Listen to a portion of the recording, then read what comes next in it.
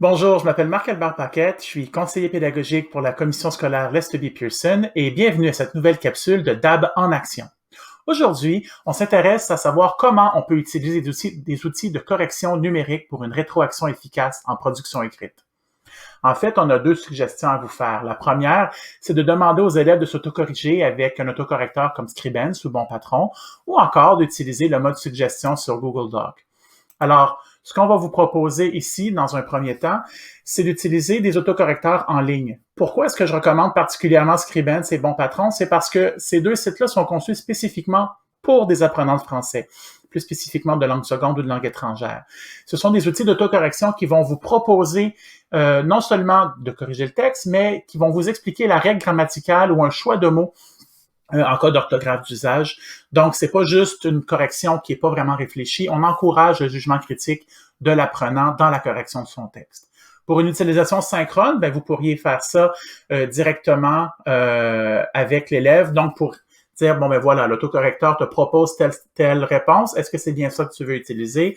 Amener l'élève, enseigner à l'élève à développer son esprit critique quand il corrige son texte avec un outil numérique. De façon asynchrone, mais ça permet à chaque élève d'utiliser cet outil-là comme premier filtre une fois qu'il a fait la révision de son texte avant de vous le soumettre ou d'aller chercher une rétroaction supplémentaire. Comment ça fonctionne? C'est excessivement simple. Il s'agit de faire un copier-coller du texte dans le site web, cliquer sur le bouton « Vérifier » et ensuite, à chaque mot surligné, il va avoir à lire la règle grammaticale qui est expliquée. Pourquoi est-ce que le logiciel veut attirer l'attention de l'élève sur ce point-là.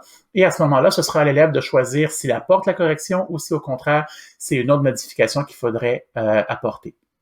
Une fois que la correction est terminée, on exporte. Donc, il s'agit encore de faire un copier-coller vers soit le Google Doc ou l'autre traitement de texte qui a été utilisé, quel qu'il soit.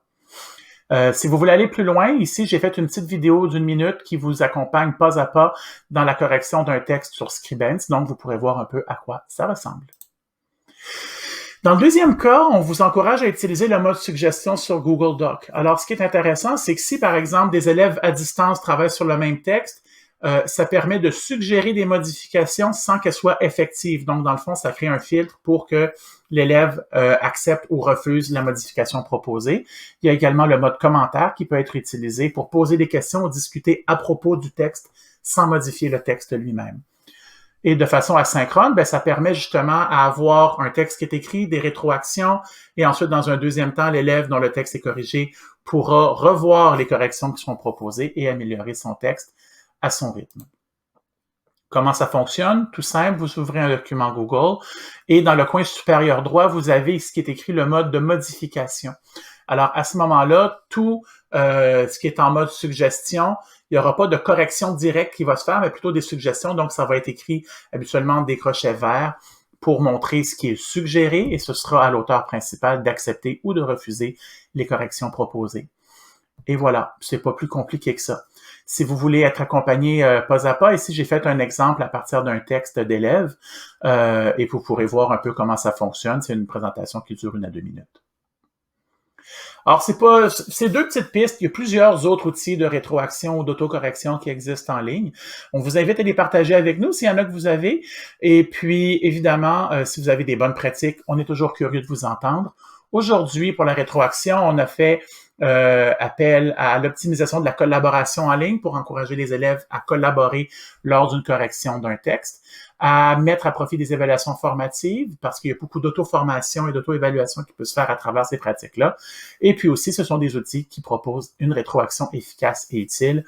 On vous invite, comme d'habitude, à regarder l'ensemble des 10 capsules DAB. Alors, merci de votre écoute et puis à la prochaine!